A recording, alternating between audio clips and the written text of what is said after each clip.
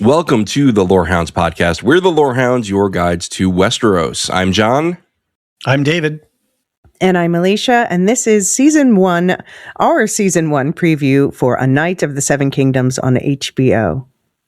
On this podcast, we're going to go over our coverage plans, a brief background on the series, and our expectations for season one. If you want to get in on the conversation with us, send an email to smallcouncil@thelorehounds.com or head to our Discord server from the link tree in the show notes. And if you like what you've heard and want to support us or get ad-free bonus content, check out the same link tree for our Patreon and Supercast subscription options. All right, let's get right into our coverage plans. But before that, we've got another speaker here that I didn't work into the outline because this was a last-minute addition. Anthony, welcome back. I'm excited to join. Now, this is going to be our latest collaboration with you and Steve from Properly Howard Movie Review.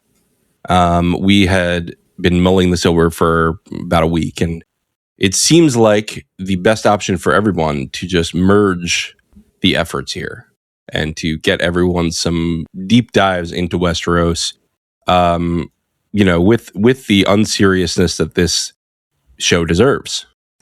I was thinking of it not unlike our primary characters, Dunk and Egg, where we're sort of two mismatched podcasts that make a whole.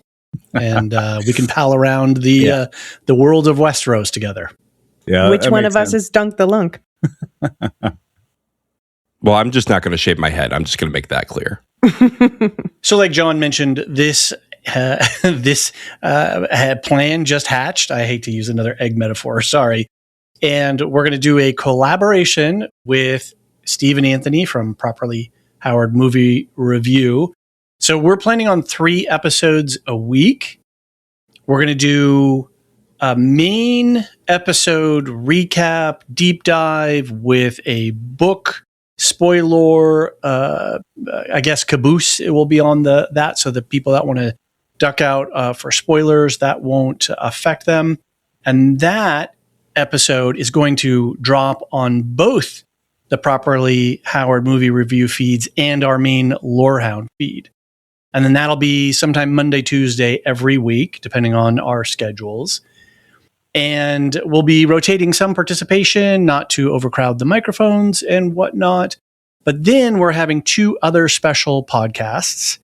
One is going to be an instant take on Sunday nights after the episode airs, and that's only going to be on the Properly Howard feed. And then on Fridays, we're going to do a feedback episode, and that's going to be mostly Steve and Anthony, and that's also only going to be on the Properly Howard Movie Review feed. So you need to subscribe to both, and you'll get the deep dives on both main channels, and then the bonus content will all be over with Anthony and Steve over on their feed. There's, like we said before, there are links in the show notes, and I think we'll put one right direct into the show description. Anthony, does that seem to cover it? Does that work for you? I think so. And I ought to mention that, my main podcasting endeavor for the last 7 years has been going through A Song of Ice and Fire, chapter by chapter.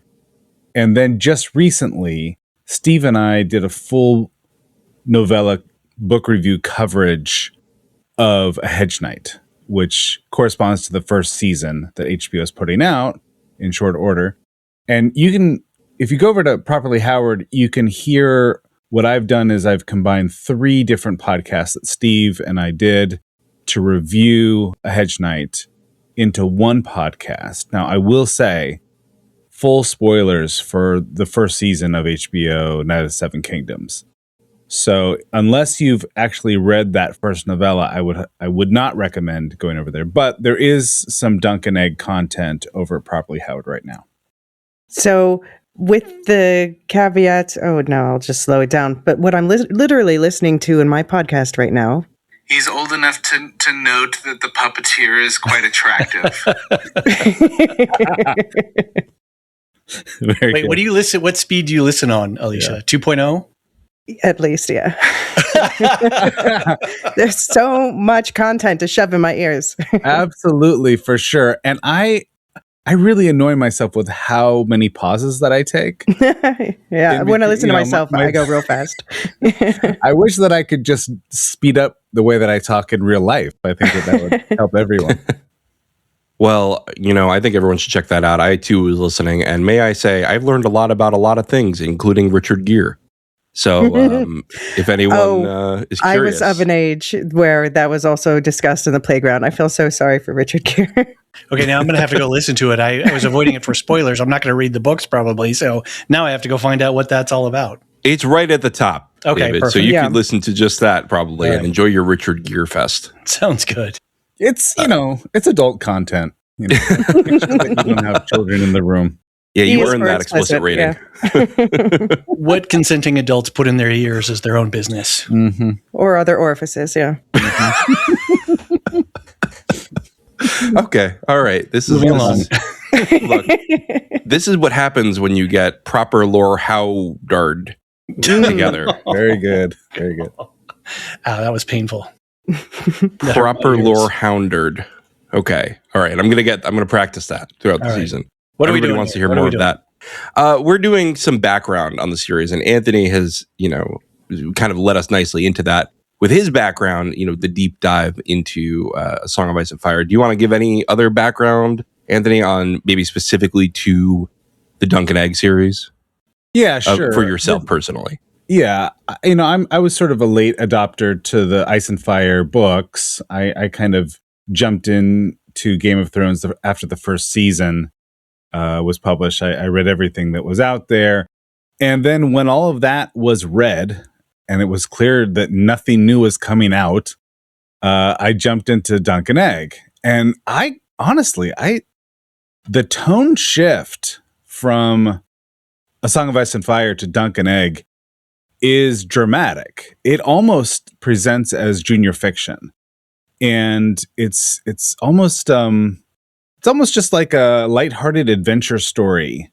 Not that there aren't a few like Martin-esque themes that run throughout these stories, but I kind of thought that it was a drop of cool water. And I've always thought that the Dunk and Egg series would translate far better to a television program than House of the Dragon. And I'm not surprised that they are doing it the way that they're doing it. I'm really excited for what HBO has in store. Very cool. I too am excited. I have a similar background. I didn't start Game of Thrones until about season 5. But I watched the first 4 seasons first, to be clear. But until season 5 was on, and I too basically had a similar trajectory of reading the full thing and then going through the Dunk and Egg series. And I agree with you. I think it's going to be a lot of fun. It's going to be a very different show than we're used to from this universe. Alicia, you also are a Song of Ice and Fire reader? Yes. So I jumped into the books. Basically, I started the first season of Game of Thrones, and then I got to the part where spoilers for the first season of Game of Thrones, where they kill Lady, the dog. And I was, I hate when an animal gets hurt. And I'm going to hate the hate mail that we get for spoiling season 1 of Game of Thrones from 2011. I think this is literally episode 2, but yeah, so someone said to me, I was like, oh my gosh, that was so brutal. And somebody said, oh, just wait. And then I was like, it was like a record scratch in my brain. I was like, okay, I put off watching the next episode for 2 weeks so that I think the first 3 books were out then. So I just binge read the first 3 books over 2 weeks and then went back to watching it. And for the Dunk and Egg novellas, I don't remember. I was definitely, all 3 were published, but I initially read them, I had to go seek them out in 3 separate publications. Yeah.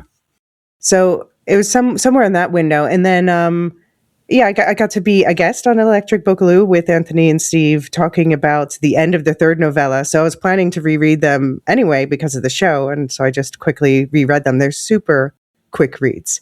Mm-hmm. But it's probably my favorite thing in this universe just because it has a more earnest, wholesome tone, I suppose. There's more hope in there. Yeah.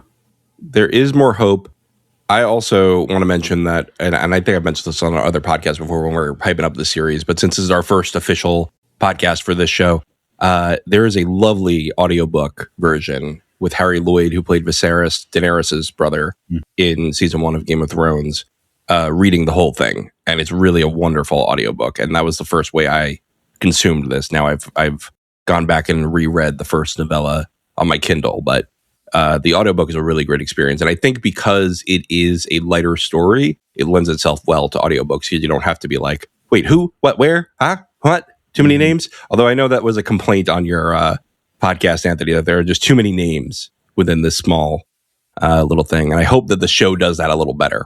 Yeah, Martin loves to create, he loves to bring texture and color to the world that he has created. And part of that is everyone gets a fancy name, everyone gets fancy colors, everyone gets a fancy sigil, everyone gets a mascot, and he'll just throw them in there. And so it does, that is the part of A Song of Ice and Fire that it almost takes a Wikipedia page sort of experience as you're reading along to kind of follow up on everyone and who they belong to and whatnot. This is a little bit less of that because the setting is unlike Game of Thrones. The setting is all in one spot. You're at a tournament, and for the most part, you're at a tournament, and all the principals are in the same place, and they're all interacting, and there are plot twists and characterization, all the things you'd expect from Martin's world, but it's very localized, right? So. And it is one, if they do it like the books, where probably we'll just keep the two main actors and most of the actors around them will change every season because it's sort of everything is just focused on one situation, one conflict. Yeah, I wouldn't expect a lot of overlap in the characters from season 1 to season 2. The two principals will sort of are the common thread. I don't even know if I should say that. Is that a spoiler to say that there are two main characters that we'll have in every episode, every season of? I think when you see the trailers, it's pretty clear they're signaling that it's this. Yeah. Right. Well, the novellas were called Duncan Egg, so yeah, right.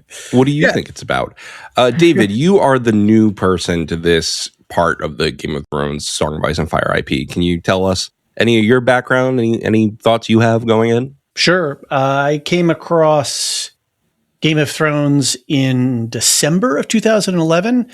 I had been out and about traveling and stuff, and I came home and I was house sitting for some friends over the Christmas holidays. And I was looking around on, this is back obviously in 2011, so the whole streaming cable thing was different. I was thinking around, what's on HBO? Oh, what's this Game of Thrones thing? And it was like the needle. Who was that? You, Alicia, that said like a scratch needle? Right. Like, you're just like, whoa, what the hell is this? And then I just enjoyed. And somewhere in the middle, I got around to reading the books, and I kind of binge read them as well, just turning the pages. So a lot of the content and a lot of the world building is beyond me. I'm a pretty screen first viewer for this particular property. John, you and I have been covering House of the Dragon. We'll be doing that again later this year. And I'm sort of the uninitiated, whatever, just casual viewer proxy for this. And so, I watched the trailers again last night. Yeah, I'm kind of excited. I think this will be a fun twist on the very brutal world that Martin has created, because that's one of the things that Game of Thrones and House of the Dragon get a lot of commentary about is just the brutality of the world. And when you see, Sir Duncan sort of, wait, which way do I get out of this tent? And, doing these sort of silly things that are on the trailer, it was like, oh, that's some unexpected humor. And it's not campy. It didn't feel like over the top. It felt very situational and real to the characters, not like they were putting a veneer of humor over it. That's the character. And that's the relationship of these two people. And I think I don't know. I'm looking forward to it. I think it'll be a fresh way, a fun and fresh way to start 2026, which is going to be another busy watching and podcasting year. Absolutely. So go ahead, Alicia. Well, I have a question for you and Anthony. Is we've been talking about this is the lighter touch in the A Song of Ice and Fire universe, but do we think? I mean, it's not that there's no brutality in the books. Do we think that they're going to soften it for the TV show? If anything, I thought it's HBO. They'll probably try to bring a little bit more metal into the pop. Yeah. You know? We're not pulling Marilyn into this podcast. I'll say that. Yeah. Say that again. I didn't hear that. We're not pulling Marilyn into this podcast. You know, she's not going to have a good time. I hope that they don't do too much of it. You know, I'm involved in my other life. I am involved with House of the Dragon Fantasy League, and we did a small draft for Dunkin' Eggs where we were just drafting actions.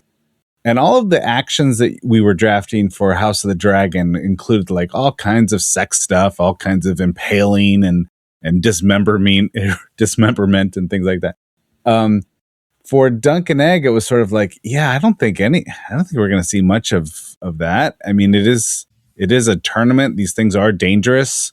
There's always the possibility that someone's going to get their head lopped off at some point. But it's just not the tone of the show. And so the question is, will HBO feel obligated to lean into the darker tone because that they know that the fan base is they want to see someone castrated at some point, you know? I think that there are ways to do both. You know, like The Boys can be really funny and brutal at the same time. Maybe that's a little bit too ridiculous of an example, but something that I think might be closer to the tone is The Righteous Gemstones, where there is some fucked up stuff happening, but there's also this like ragtag group of people just like floundering through it. And I think that that's closer to what you'll get in this show. You don't think we're going to have a romantic rivalry presented for us on HBO? Sorry, that was a heated rivalry reference because that's all the talk of the town right now. It's not. They have not released it on HBO in the Netherlands, and I am upset. And I have written to my HBO provider. Well, don't worry. Soon it'll be Netflix, and you'll have everything. Everything will be fine. Nothing will be bad about that. You'll have all the episodes at once. They'll just drop 1,000 episodes a day. That'll be hell for us podcasters. Yeah. That will be absolutely. Don't worry. They will finally extend the last scene of The Sopranos based on popular demand. That's what they'll do. It'll be really great with AI. Even better. So let's get into the actual show. We've been dancing around it. So the synopsis, I just wrote up a couple sentences here. 100 years before Game of Thrones, a young hedge knight named Dunk meets a younger boy named Egg, and the two set off on a buddy cop adventure across Westeros. Season 1, as Anthony mentioned, is going to focus largely on a tourney setting. So we are going to be, all in one area, and I think that's going to be a lot of fun. And Anthony has helpfully posted his breakdown of the first novella in the 3 novellas that currently exist in the Dunkin' Egg series. The collection of novellas is called A Night of the Seven Kingdoms, which is where they got the show name from. And this first season is going to be based on that first novella, The Hedge Knight, which is about 100 pages, give or take. Here's one thing that I want to float by everybody. George Martin says he has a lot more stories left to write in this series. But we know how that goes. Do we think that the show is going to extend beyond the 3 current novellas? Or do we think it's going to stop? If it does well, why not? I think it really depends on what the viewership is. Because it's possible that this is even more beloved than House of the Dragon. And if that's the case, they may just throw all their eggs in this basket. And we might have a situation, season 4, if there is a season 4, where whatever showrunner is given this property is now in the position that Weiss and Benioff were in when they were writing beyond the original content in a Game of Thrones. I said, we know that always goes well, right? When the show extends beyond the book content. Hopefully, this showrunner doesn't get a Star Wars deal offered, but we'll see. I mean, honestly, it depends on the showrunner, because like there are some people, for instance, we haven't had the opportunity to bring up Interview with the Vampire yet this episode. So the show, but like the showrunner of that show, Roland Jones, I am like, yeah, rewrite the series, do what you want. I trust you. You know, you understand it enough to manipulate it beyond the scope of what currently exists. So it's just about getting the right showrunner. I don't know. Okay, now I need to admit my ignorance and look up who the showrunner is. Yeah. It's right here, actually. Ira Parker is the showrunner and was a writer on season 1 of House of the Dragon. And then the director of the first 3 episodes will be Owen Harris, who also directed it in Hot D. So this is a very Hot D crew. Okay, so he did the Nevers. I did watch the first season of that, and then that was a show that was unfairly shoved aside. But he's kind of an unknown entity then. Yeah, this could be really good or not so good. And I have no idea what to expect because it is so tonally different from the other shows. And hopefully they really nail that tone, because that's going to be key to the success of this show. How long has it been in development? I guess that is my question, because the team at HBO, I think, when they have space and time to work on stuff, they hit more often than they miss in terms of working with the writers and the showrunners in terms of development process. And isn't this like the 3rd or 4th title that the Game of Thrones spin-off wheel has been tried? This is the only one that's made it out besides House of the Dragon. Yeah, that's a good question. Is basically, if you'll recall, when Game of Thrones ended, there was the search for the next Game of Thrones, and they just hired a bunch of people to go develop the next Game of Thrones. Right. And so they announced that this was in development in 2021, so 5 years ago. And then they began pre-production, though, in 2024, and they put George Martin as creator and executive producer. So he's been involved intimately from the beginning. Okay. And I think that's a good thing. I mean, the best Game of Thrones seasons were when he was still involved, right? Mm-hmm. And the same thing on House of the Dragon. A lot of people, myself included, critiqued House of the Dragon season 2, not as a bad season, but as a lackluster season compared to season 1. And that was after George Martin walked away a little bit. Mm-hmm. And I think with this, it is an easier story to transpose from books to screen. And I do think the reason that this made it out of, as you said, this sort of Hunger Games of possible Game of Thrones spinoffs, the reason this is the one that succeeded is because the books are so beloved. And so they're like, okay, we have that market there. We know what the appeal is. And it's easy to stay true to the books. And it looks like that's what they're doing in the trailers. And I'm not like you have to stay true to the books person, but I think in this case, it will serve them well because it's just such cinematic material. And strategically, that's smart, right? You have a beloved product or a storyline or world, part of this world that, as you say, transposes easily from paper to screen. And the Of Mice and Men type of story, the mismatched character, isn't easy to... Doing dunk dirty here. Okay. I was thinking the same. Yeah. That's an easy to telegraph, buddy cop, like all of that, the tropes, the cliches are easy to pick up. And if you want to squeeze more blood from the stone, then it kind of makes sense.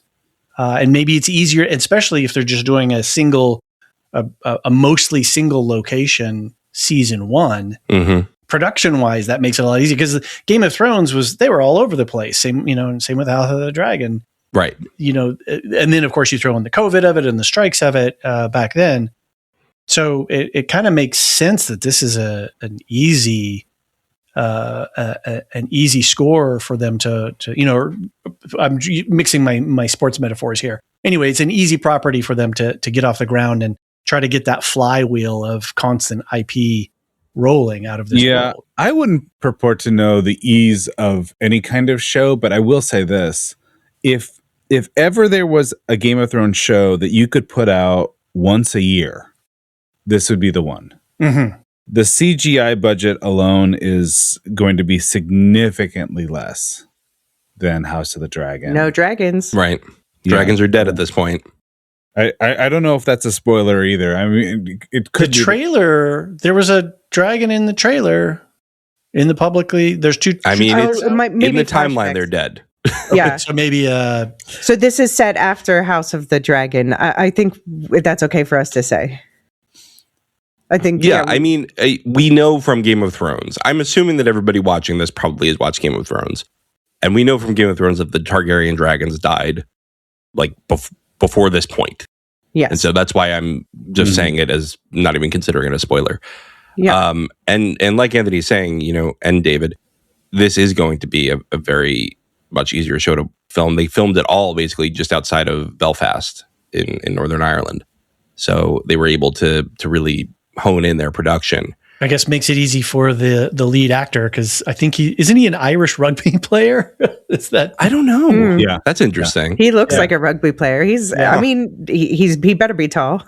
Actually, a lot of people's first complaint was not tall enough. It's That's like, funny. okay, let's calm down and be realistic.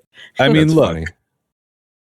if you want a 7-foot tall actor, if that's your main thing that you want out of this casting element, then you've limited the amount of quality actors significantly. Right. Mm-hmm. Right. I would much rather have a guy that's about 6'6", who actually can, you know, have the emotionality that is needed for the role. Right. Right. So, Right. Yeah, I guess Peter Claffey has he's got about 1, 2, 3, 4, 5, 6, 7 other things on his list of past productions. But yeah, he was a rugby union player.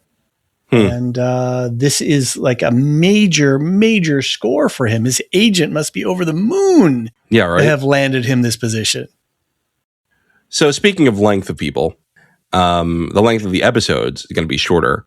And we're going to have 30 to 40 minute episodes and 6 episodes. So an abridged season. We're starting on January 18th. Anyone have thoughts on this shorter episode run? I think that's going to be, again, pretty fun. Yeah, I'm into it as a casual watcher of this, and knowing that House of the Dragon is coming back later in this year. It's, I don't know, just kind of a fun way to start the year. It looks funny. It looks good. And I guess this is sort of some of my hopes for season 1 rolled into this is that it looked like what I saw in the trailers. They're doing some innovation in some of the way the action is being filmed. There were some camera moves. I was like, wait a minute, what's going on there? They did some really interesting stuff. And then the brutality of the jousting and the way that they were filming through a helmet, a medieval knight's helmet as he's riding on a horse, this looks wild. And so it's one of those like, oh my God, I can't believe they did it. It's going to be like a fun and sort of titillating thing.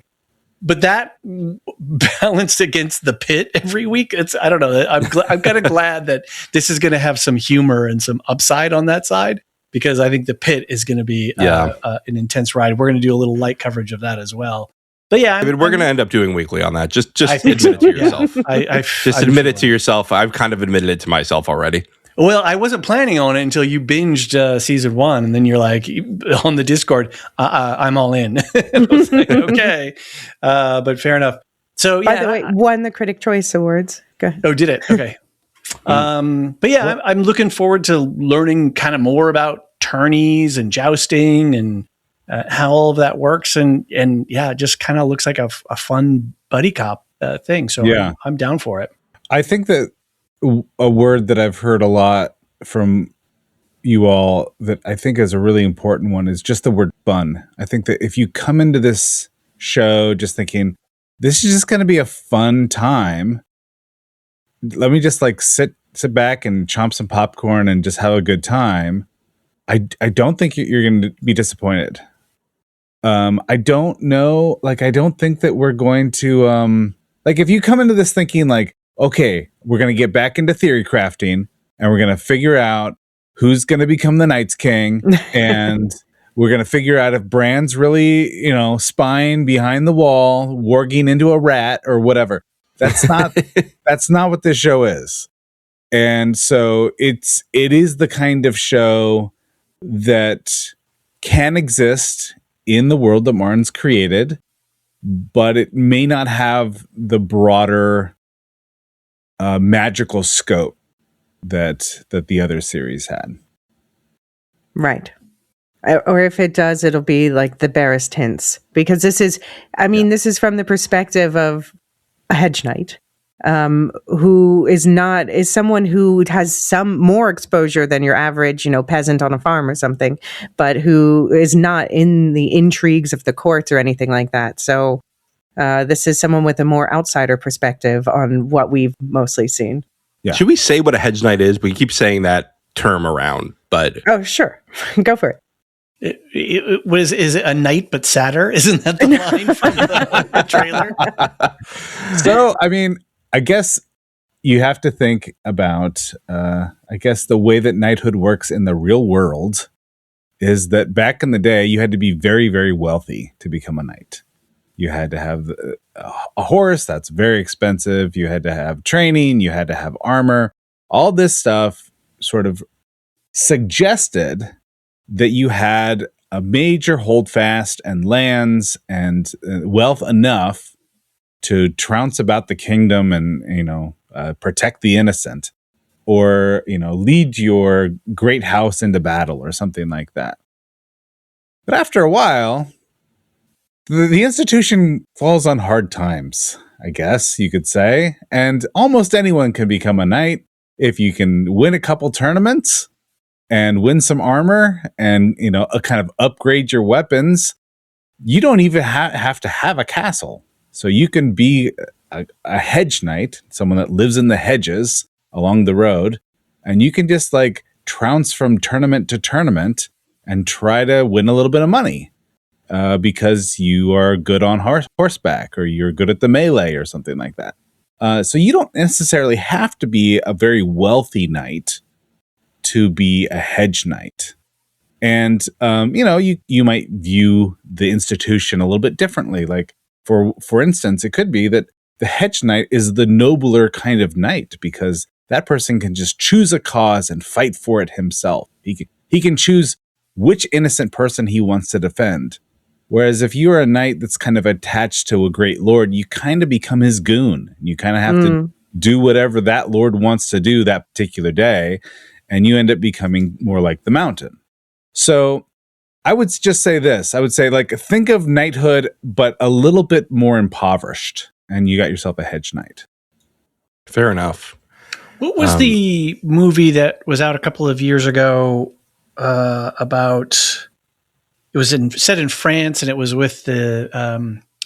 I'm complete. How about them apples? The Last Duel. The Last Duel. Wasn't that was an interesting look into knighthood and how they went around and were squeezing the tithings from everybody. And it was a lot of financial stuff going on with being a knight. Yeah, those guys were both wealthier than Dunk, for sure. I think most people are wealthier than Dunk. Yeah. But you know what? You know who's not worried about their finances is HBO, or I guess they are because they're in a ton of debt. But they're already renewing it for season 2. They had already renewed it, and they started filming in December for season 2. So we are well on our way. We expect to see season 2 in 2027. We are going back to the old model, baby. We're here.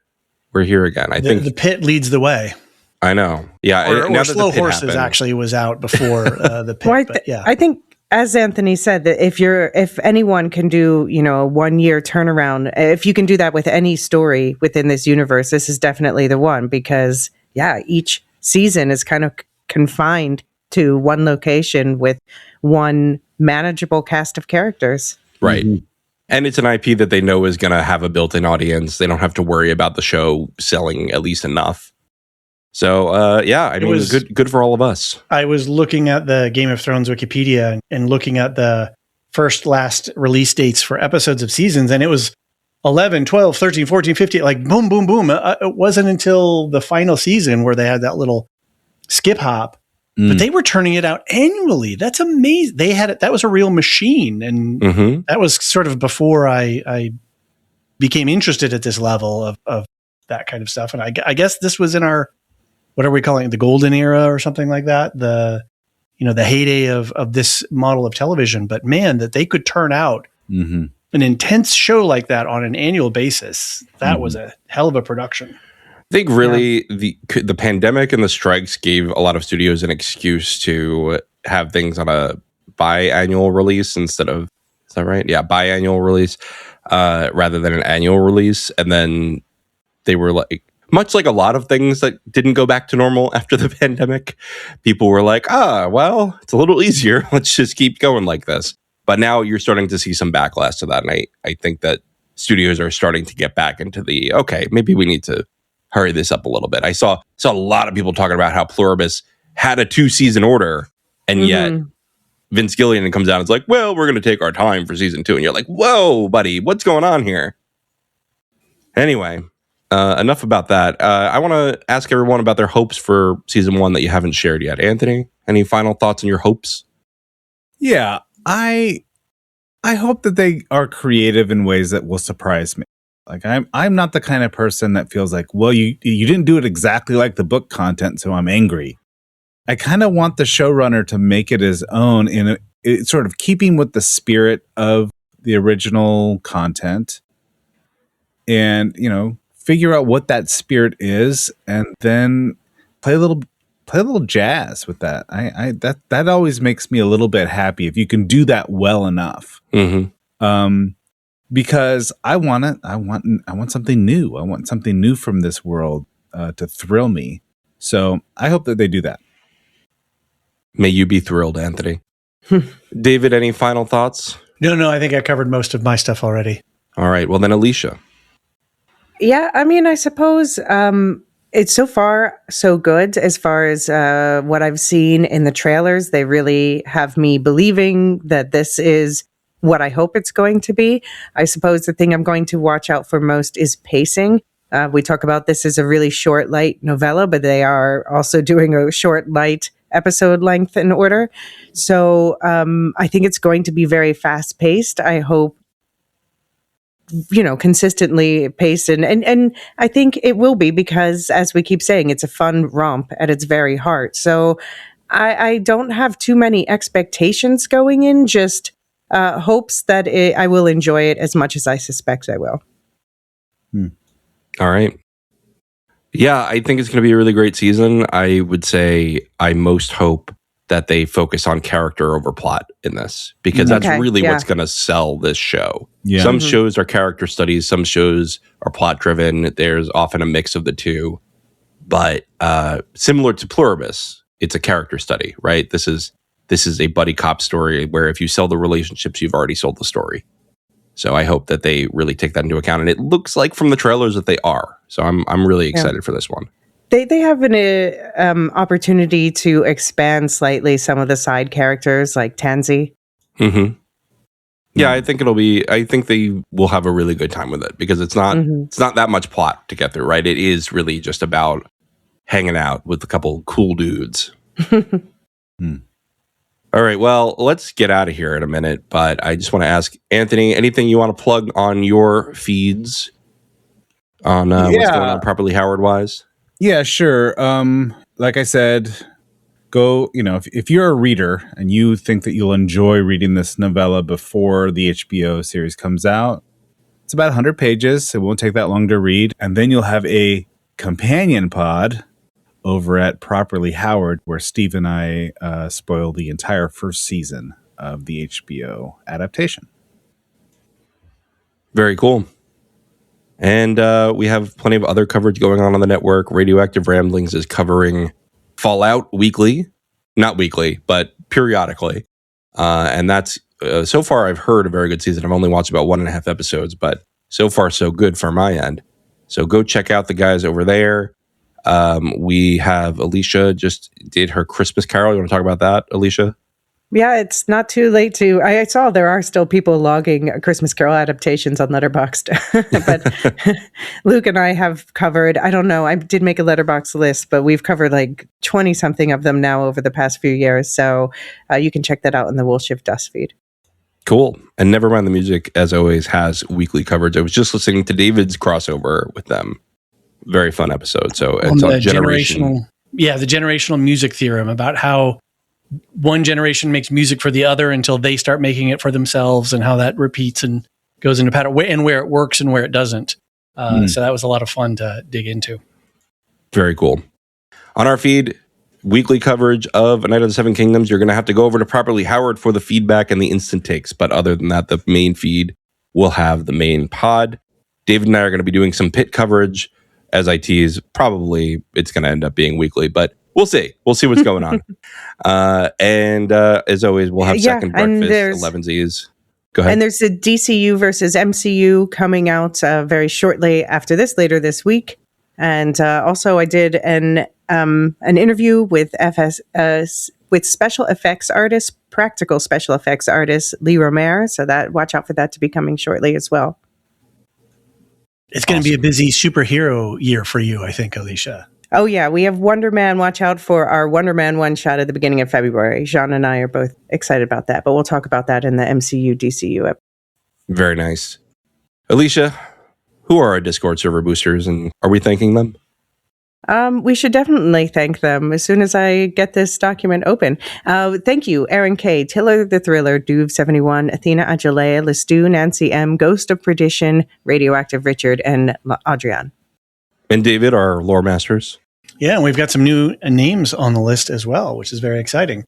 Samartian, Michael G., Michelle E., SC, Peter O.H., Nancy M., Duve71, Brian 8063, Frederick H., Sarah L., Gareth C., Andra B., Kwong Yu, Nathan T., Sub-Zero, Aaron K., Dali V., Mothership 61, Gnarls, Kathy W., Lestu, Jeffrey B., Elisa U., Ben B., Scott F., Stephen N., Julia F., Carly S., Il Mariel, Paul K., Rocky Zim, Jessica A., Red Zippy, the TCS, Dopamini, Catch It, LNR, and some new names: Mrs. Tennant, A.C. Wilson, Eli W., Cassie K., Chumbaruni, Catilla, Josh Liu, Paint in PDX, and forever last, never least, Adrian. Thank you, everyone, so much for your subscriptions. We literally could not do all of the things that we do without your support. It makes the world a difference to us. So thank you all so very much. Tune in next time for Steve Osborne, stand-up comedian. Yeah, it'll be fun to cover with Steve over at Properly Howard. That'll be Sunday night, January 18th.